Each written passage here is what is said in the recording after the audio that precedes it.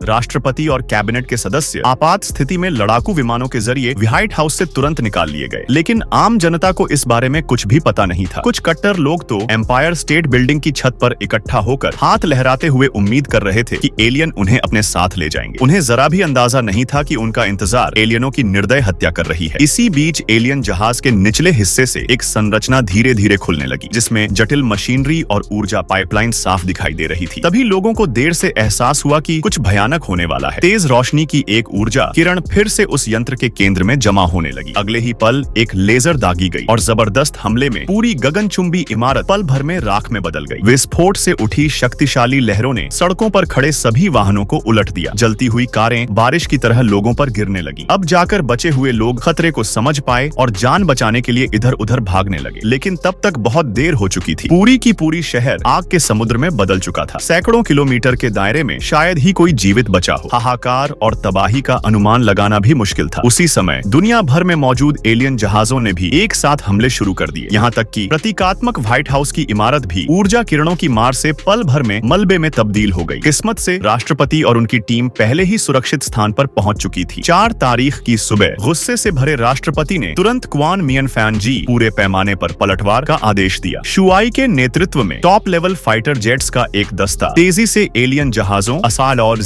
खान की ओर बढ़ा। जैसे ही वे हमले की सीमा में पहुंचे, लड़ाकू विमानों ने एक साथ अनगिनत मिसाइलें दाग दी। लेकिन निराशाजनक बात यह थी कि जैसे ही मिसाइलें एलियन जहाज के पास पहुंची,